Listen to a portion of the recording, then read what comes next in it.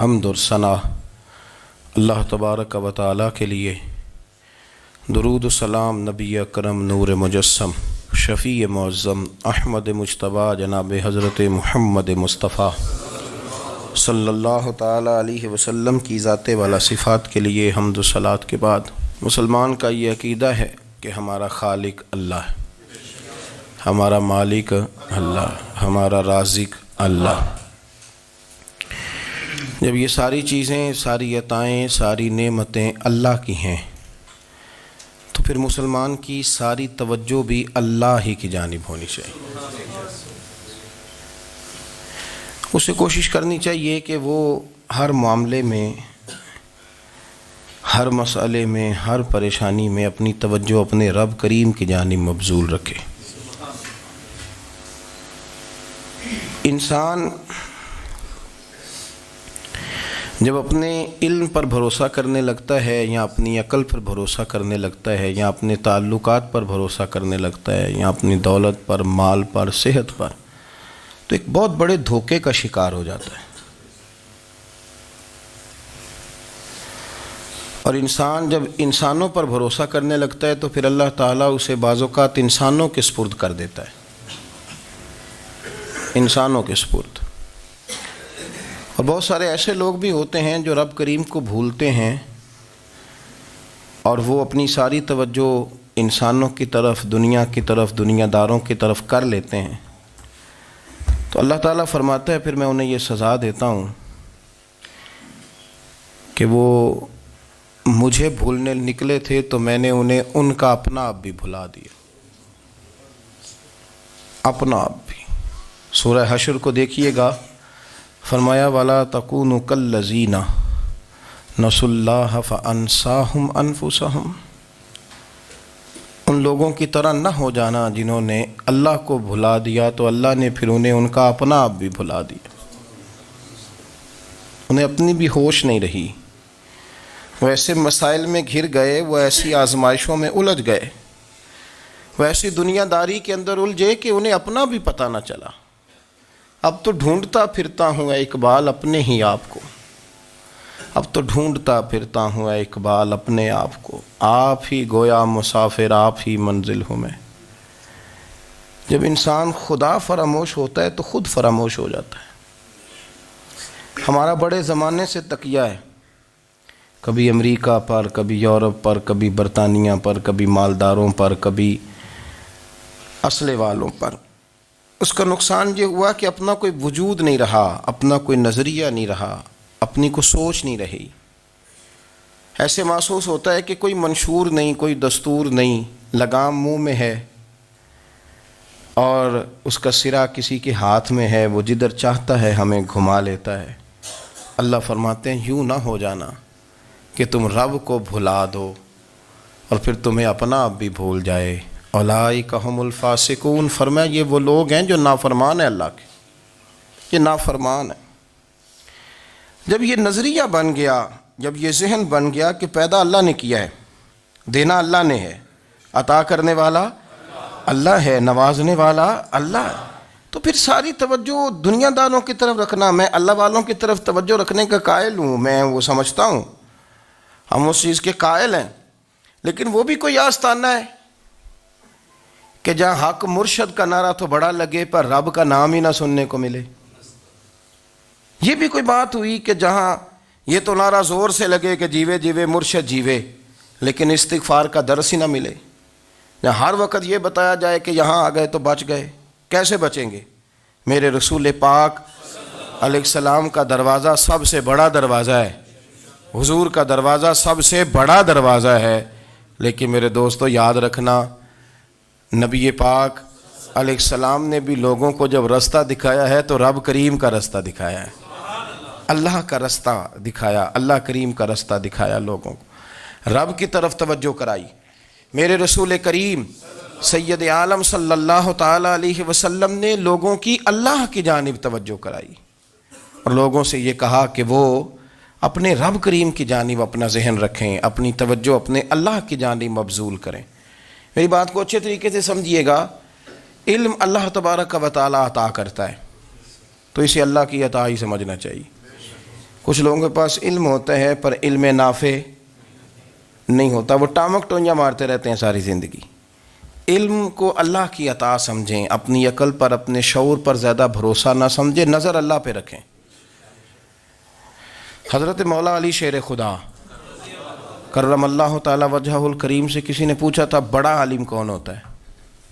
ہمارے ہاں تو اب وہ والے عالم پائے جاتے ہیں نا، اللہ ماشاء اللہ، جو ممبر پہ بیٹھتے ہیں تو دعوے ہی دعوے، ممبر پہ بیٹھتے ہیں تو دعوے ہی دعوے، اس طرح کے عالم ہمارے ہاں پائے جاتے ہیں۔ وہ ہر بات میں دعویٰ کرتے ہیں، میں یہ کر دوں گا، میں وہ کر دوں گا۔ یہ مزاج علماء کا نہیں۔ حضرت علی المرتضیٰ سے کسی نے پوچھا بڑا عالم کون ہوتا ہے؟ فرمایا بڑا عالم وہ ہوتا ہے کہ جسے مسئلے کا پتہ نہ ہو تو وہ کہہ دے مجھے نہیں پتہ، میں پتہ کر کے بتاؤں گا، غلط بات بیان نہ کرے۔ امام مالک سے کسی نے کوئی مسئلہ پوچھا تو آپ فرمانے لگے مجھے اس سوال کا جواب نہیں آتا، ہمارے بزرگ سمجھاتے کیا ہیں؟ وہ کہنے لگا آپ اتنے بڑے امام ہیں تو اس سوال کا جواب نہیں آتا۔ آپ فرمانے لگے اگر مجھے ہر سوال کا جواب آتا پھر تو میں خدا ہوتا، مجھے ہر سوال کا جواب نہیں آتا، مجھے تو اتنا آتا ہے جتنا میرے رب نے مجھے عطا کر دیا ہے۔ اپنی نظر اللہ پہ رکھیں، نکل آئیں اس معمے سے باہر کہ میں کوئی بلا ہوں، مجھے بڑا پتہ ہے، میرے پاس 6 ڈگریاں ہیں، مجھے 10 جگہ پہ تدریس کا شغف حاصل ہے، اس سے نکلیں باہر۔ قرآن مجید دیکھیے گا، اللہ تعالیٰ نے ارادہ قدرت فرمایا کہ میں حضرت آدم کو بناؤں گا، پھر بنانے کے بعد فرمایا فرشتوں سجدہ کرو آدم کو، سب نے سجدہ کیا الا ابلیس ابا واستکبر وکان من الکافرین، سب نے سجدہ کیا سوائے ابلیس کے، اس نے انکار بھی کیا، تکبر بھی کیا اور کافروں میں سے ہو گیا۔ تو یہ جب اللہ تعالیٰ نے سجدہ کرایا تو کیسے کرایا؟ اللہ تبارک و تعالیٰ نے نا حضرت آدم کو علم سکھایا خود، وعلم آدم الاسماء کلہا، خود اللہ فرماتے ہیں کہ میں نے جناب آدم علیہ السلام کو تمام اشیاء کے نام سکھائے، سب اشیاء کے نام سکھائے۔ تو وہ چیزیں پھر میں نے نا، اللہ فرماتے ہیں میں نے فرشتوں پہ پیش کی، میں نے کہا کہ بتاؤ ان کے نام کیا ہے، تو فرشتوں نے جو جواب دیا وہ سمجھنے والا ہے۔ اللہ نے چونکہ خود علم سکھایا تھا حضرت آدم کو، جناب آدم سکھایا تھا، لیکن فرشتوں کو نہیں سکھایا تھا۔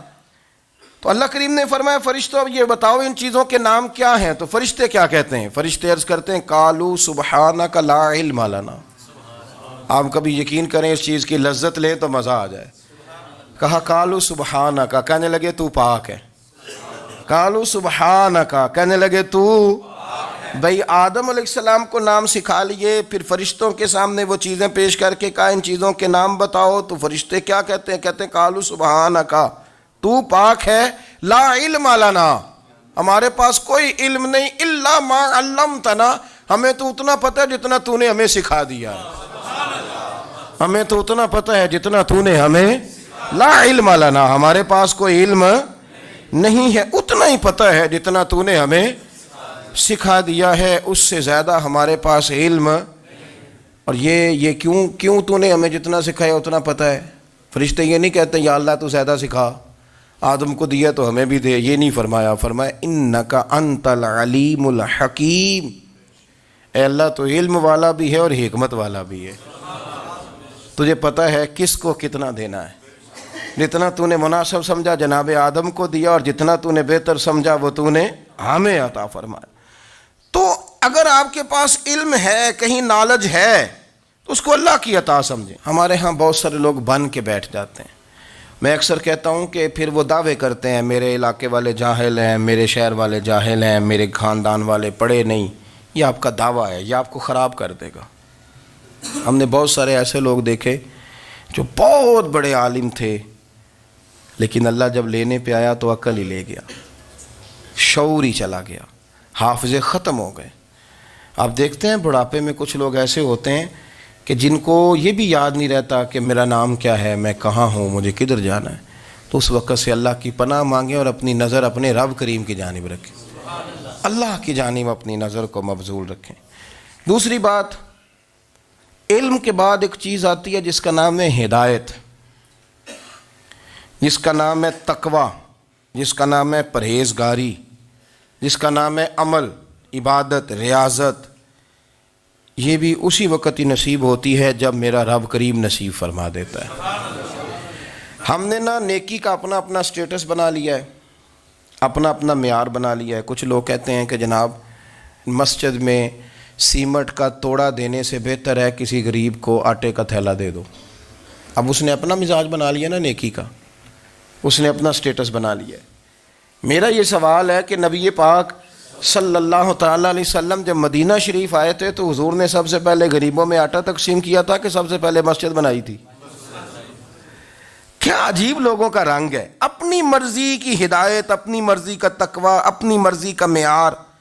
مسجد کوئی بڑا چھوٹا خطیب بھی میری طرح کا ہو نا تو وہ مسجد میں بیٹھ کے جب نبی پاک کی بات کرتا ہے تو کہتا ہے میرے رسول پاک غریبوں کا سہارا بن کے آئے۔ وہ غریبوں کی بات کرتا ہے، مسکینوں کی، لاچاروں کی، کمزوروں کی بات۔ تو مسجد ہی تو وہ ادارہ ہے جہاں سے غریبوں کی بات ہو رہی۔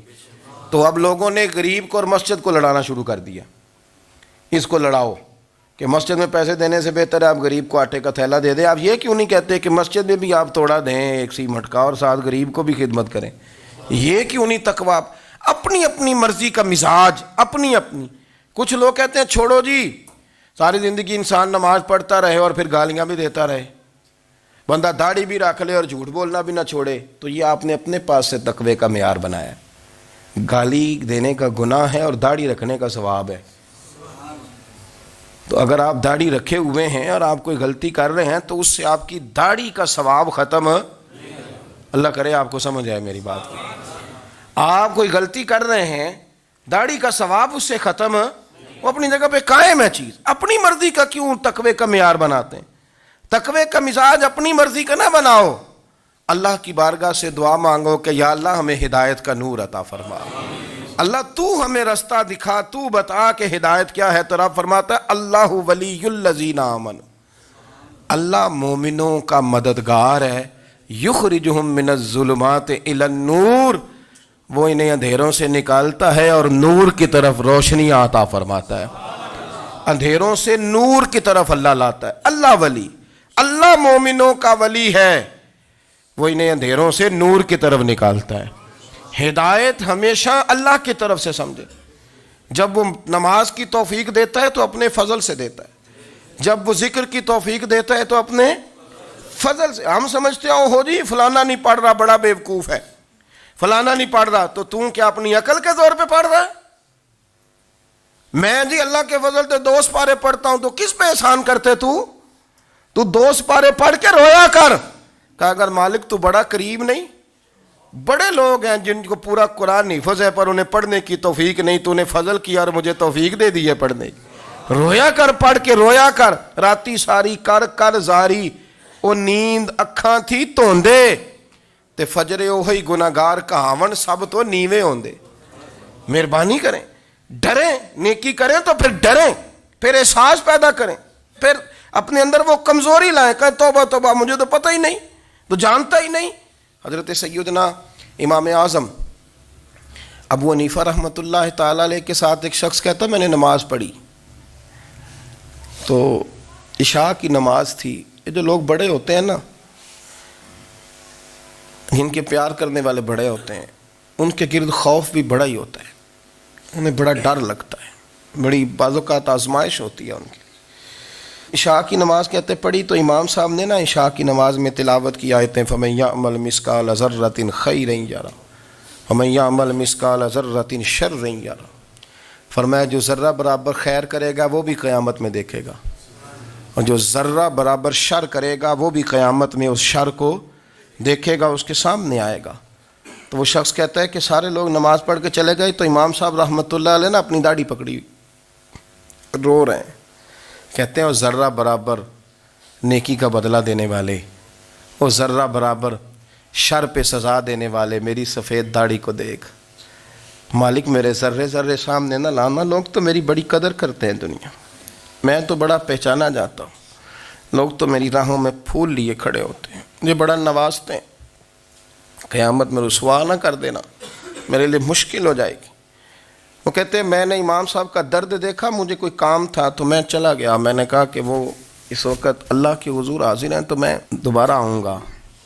کہتے ہیں میں تہجد کے وقت آیا تو امام صاحب وہیں بیٹھے تھے، اور ان کی داڑیاں آنسوؤں سے بھری ہوئی تھی اور زور سے داڑھی پکڑی ہوئی، کہنے لگے مالک رسوا نہ کر دیں، قیامت میں رسوا نہ کر دیں۔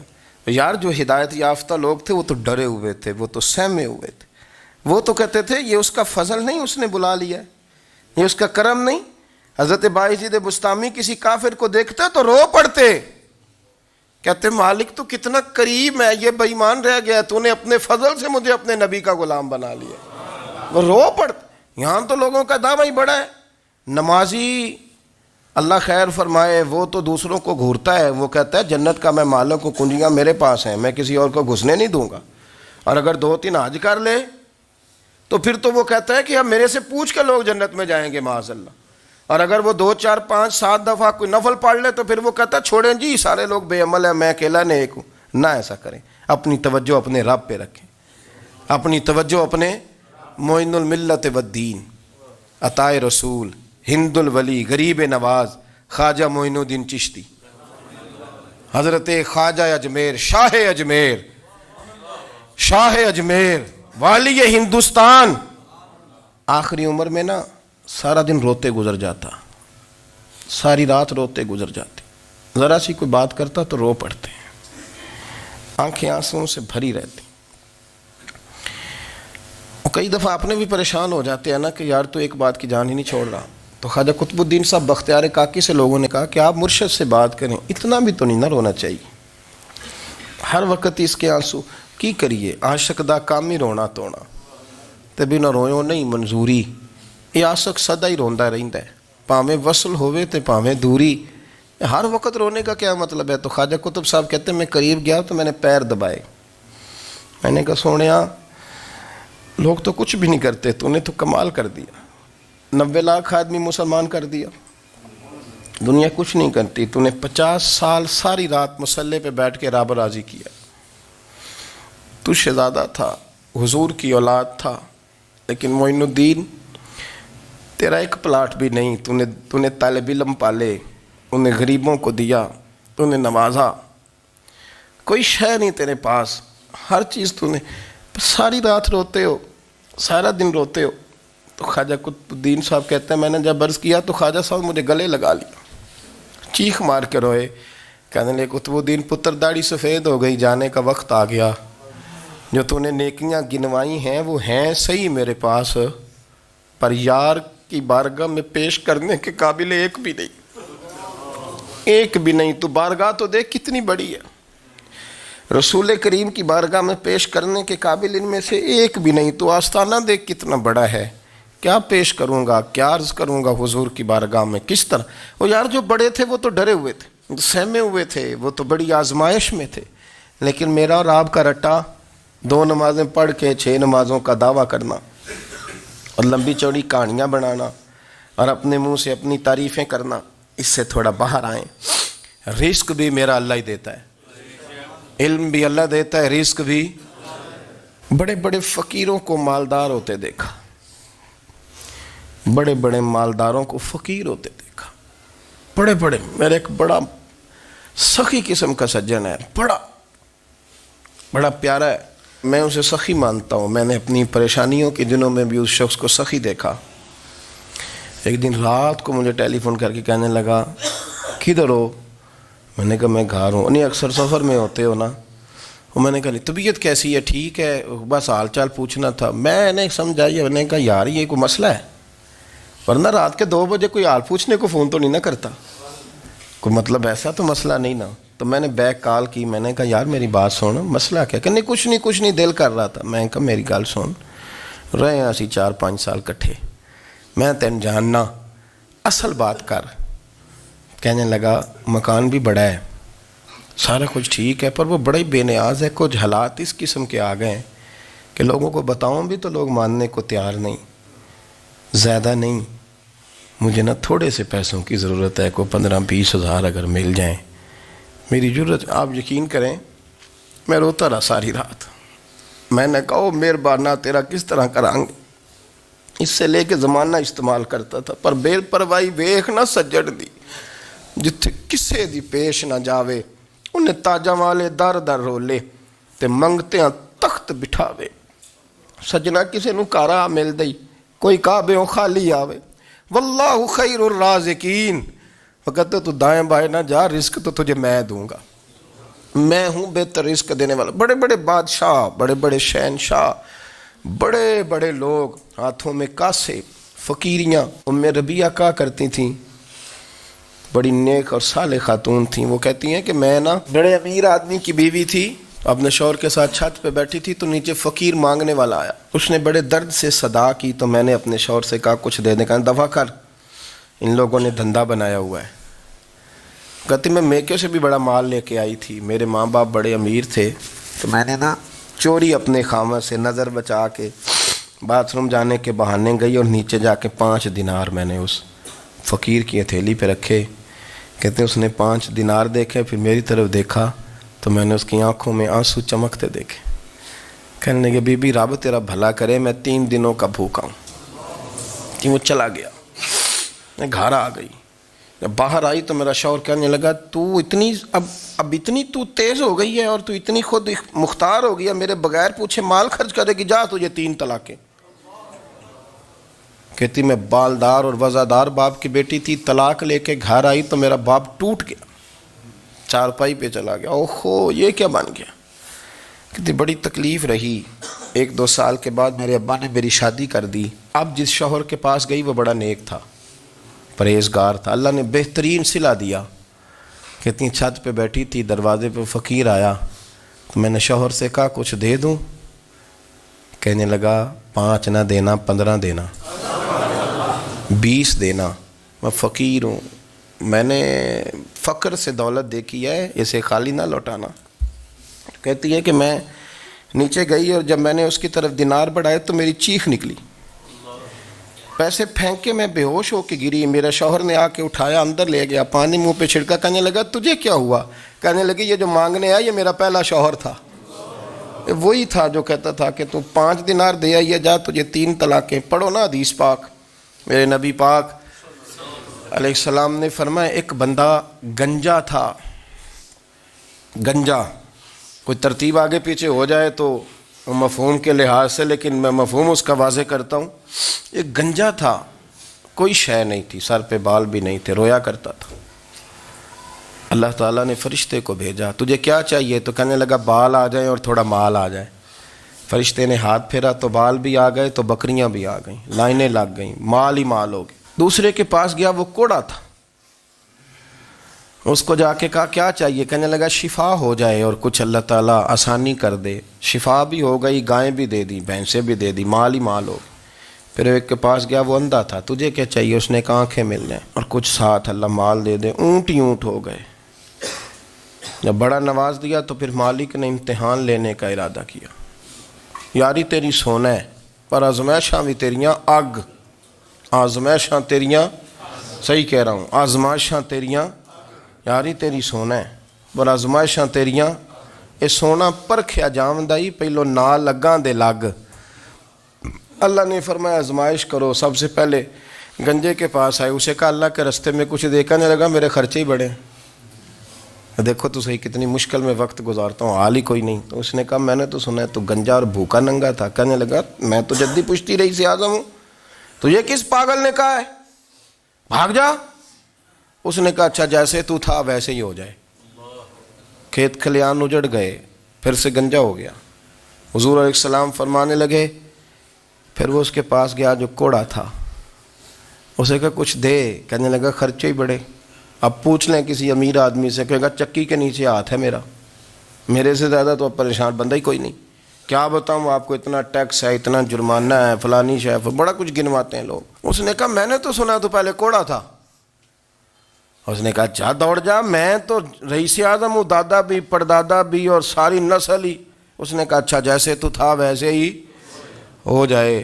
پھر وہ گیا اندھے کے پاس اور جا کے کہا اللہ کے نام پہ کچھ دے. تو کہنے لگا رب کے نام پہ؟ یہ کھڑے ہیں اونٹ، جتنے تیرے دل کرے لے دا. اس نے کہا کیا معنی اس بات کا. کہنے لگا یار تجھے کیا بتاؤں، میں تو اندھا تھا، میں نے تو کبھی دنیا دیکھی نہیں تھی. پھر اس کریم نے فضل کیا تو مجھے بڑا کچھ دکھایا.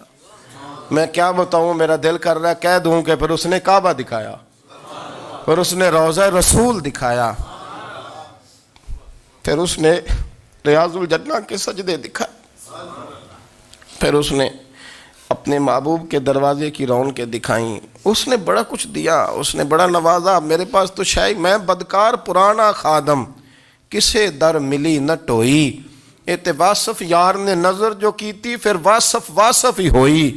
یہ تو اس کا کرم ہوا۔ تو یہ وہ کہنے لگا تو اللہ کے نام پہ جان مانگ، میں وہ بھی دینے کو تیار۔ میرے پاس تو شے کوئی نہیں تھی، مجھے تو اپنا پتہ ہے، میں تو کوئی شے نہیں تھا، کچھ نہیں تھا میرے پاس۔ یہ تو ان کا کرم ہے کہ رخ ان کا ادھر ہے، اور مختصر سی میری کہانی ہے، یہ جو بھی ہے ان کی مہربانی ہے۔ تو وہ کہنے لگا میں بھی کچھ لینے نہیں آیا تھا، تیری آزمائش ہی کرنے آیا تھا، تیری عزتیں بھی سلامت رہیں گی، تیرا مال بھی سلامت رہے گا، تیری شفا بھی۔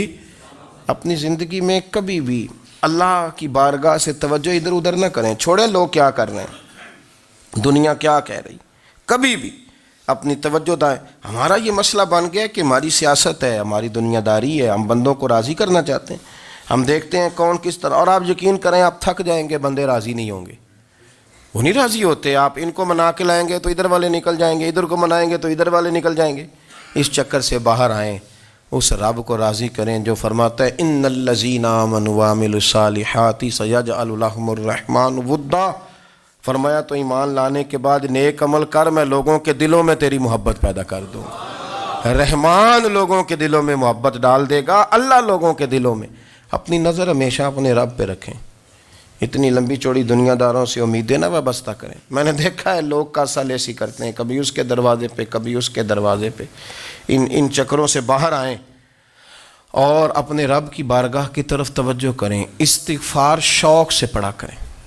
اور اکیلے میں اکیلے میں حضرت رئیس المتکلمین مولانا نقی علی خان صاحب رحمۃ اللہ نے لکھا ہے کہ فرعون 500 سال حکومت کر گیا، یہاں تو 5 سال کی حکومت کی پیر لڑکھڑاتے ہیں، 500 سال۔